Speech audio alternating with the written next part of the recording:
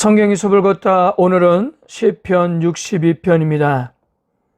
시편 62편은 11편, 16편, 23편과 함께 하나님을 신뢰하는 믿음이 강하게 표현되는 시인데요. 시인 개인이 겪은 하나님의 경험이 확대되어서 시에 담겨 있습니다. 그래서 하나님의 돌보심에 관한 확신이 생생하게 묘사되어 있어요. 오늘 표제에는 다윗의 시 인도자를 따라 여두둔의 법칙에 따라 부르는 노래로 되어 있습니다. 시편을 처음 시작할 때도 말씀드렸지만 우리 한글 성경뿐만 아니라 현대 번역본 성경 대부분은 표제와 시편 본문을 구별해서 따로 기록하지만요, 히브리 시편에서는 표제를 1절로 계산합니다. 유대인들은 표제가 비록 후대에 붙여진 것이라 해도 예배와 역사의 전통을 중요시하기 때문이었어요.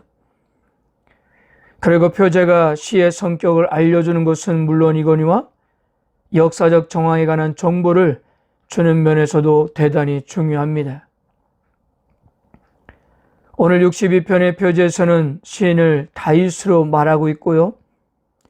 인도자라는 것은 찬양대의 지휘자 또는 연주 책임자를 가리킵니다. 그리고 여두둔은 원래 다윗 왕 시대의 성전에서 악기를 연주하고 노래하는 사람으로 성전 찬양대의 지주자 가운데 한 사람이었고, 그는 아삽과 헤만의 동료였습니다. 또한 왕의 선견자 노릇을 하기도 했습니다. 히브리어 알 여두둔은 여두둔의 법칙에 따라로 번역되었는데요.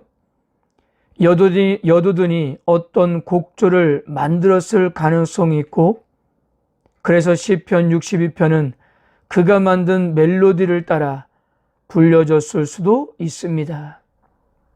물론 정확한 것은 알 수가 없어요.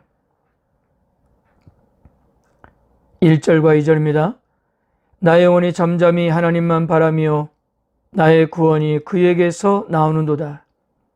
오직 그만이 나의 반석이요 나의 구원이시요 나의 요새이시니 내가 크게 흔들리지 아니하리로다.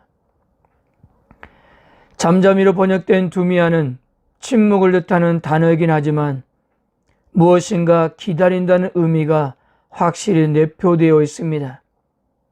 그저 가만히 아무 소리도 내지 않고 주저앉아 있다는 뜻이 아니라 하나님의 역사를 간절히 기다린다는 의미입니다. 그래서 하나님만 바라본다고 고백할 수 있었던 것은 구원이 하나님에서 나오기 때문이었어요. 구원이 하나님께서 나옴을 신뢰하며 잠잠할 수 있었던 구체적인 근거는 바로 하나님만이 나의 반석, 나의 구원, 나의 요새이기 때문이었습니다. 이런 하나님을 의지하는 신이기 때문에 때로는 흔들리고 두렵겠지만 절대로 쓰러지지 않을 것이라고 고백했던 거예요.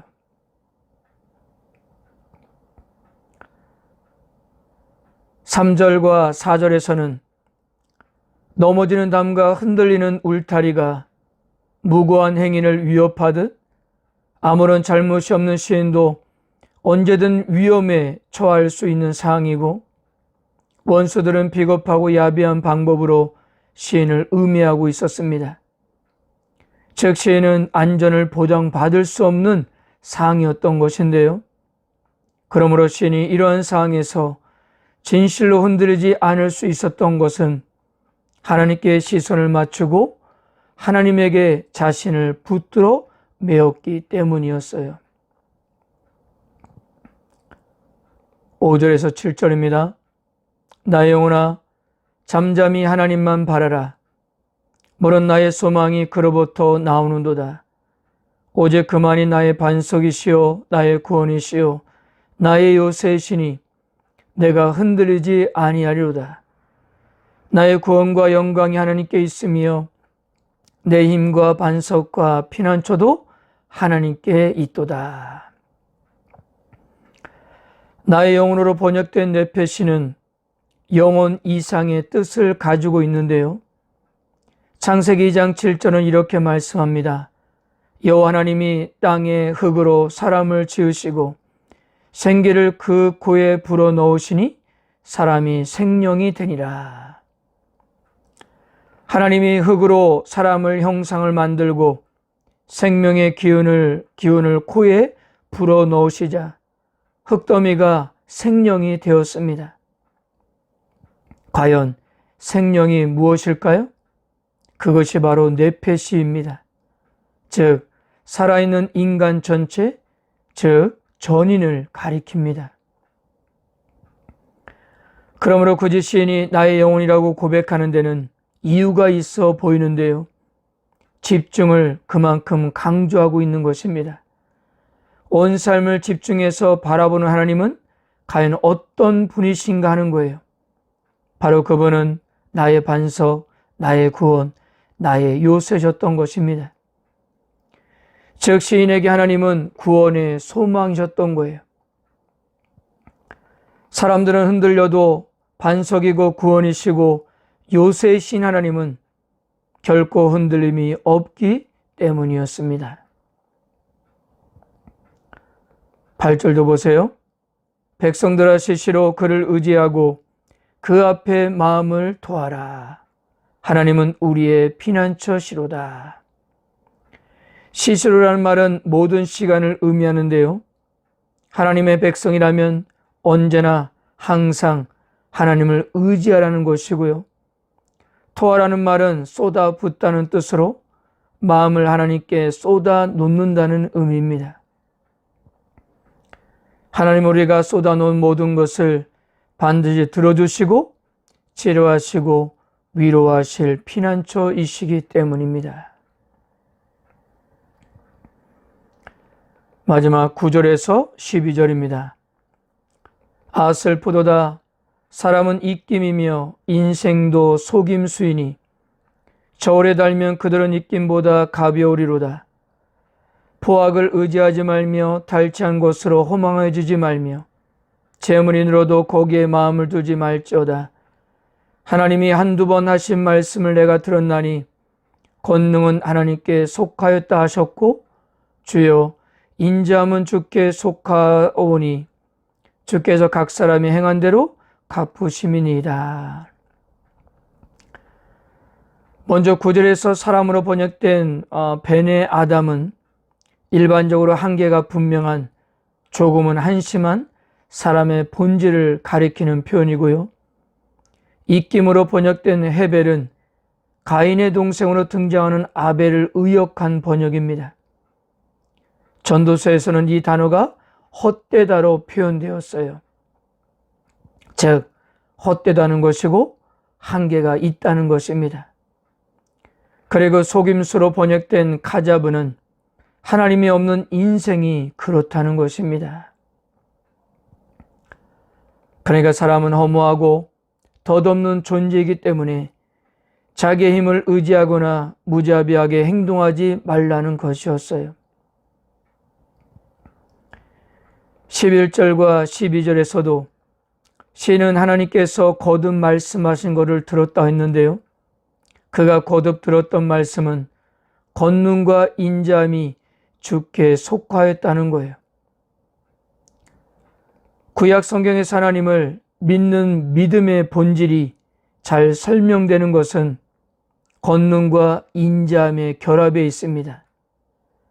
왜냐하면 인자함이 없는 권능은 신뢰하기 어렵고 권능이 없는 인자함은 문제를 해결할 수 없기 때문입니다. 그러므로 시인의 고백한 하나님은 어떤 문제든지 해결할 권능이 있을 뿐 아니라 너그럽고 사랑으로 돌보시는 분이셨던 것입니다. 이런 하나님께서 각 사람의 행한 대로 갚으신다는 것은 인생을 의지하지 말고 오직 하나님께만 신뢰를 두어야 한다는 말씀입니다. 사랑하는 성도 여러분, 고난이 닥쳐왔을 때 하나님이 자신을 신뢰하는 자를 건지신다는 것은 성경이 약속한 바입니다.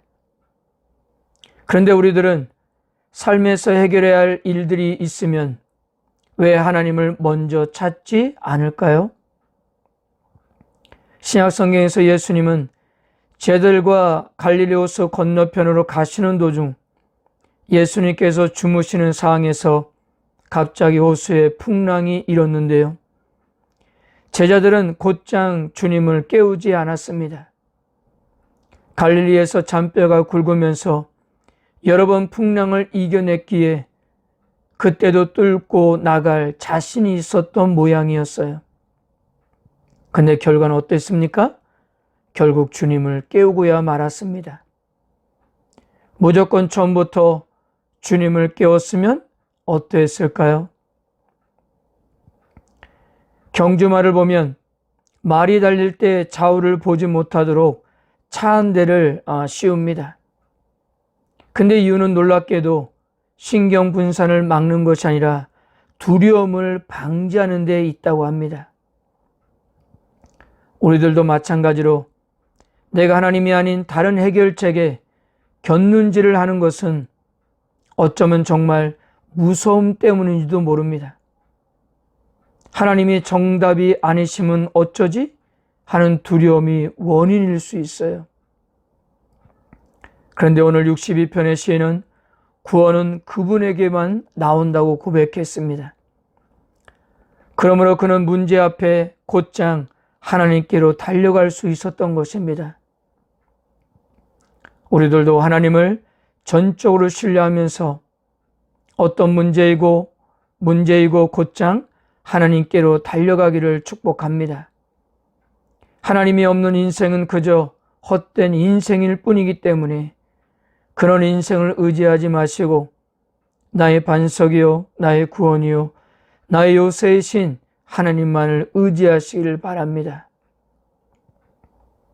성도 여러분, 누구나 흔들릴 수 있습니다. 그러나 흔들리기에 살아갈 수 있는 것은요, 흔들리지 않으면 꺾여 넘어지기 때문입니다. 흔들리되 넘어지지 않는 비결은 하나님 앞에서 잠잠히 스스로를 성찰하고 구원의 소망을 하나님께 두는 것입니다. 이와 같은 올바른 관계가 우리의 영혼을 더욱 견고하게 해 줄 것입니다. 아멘.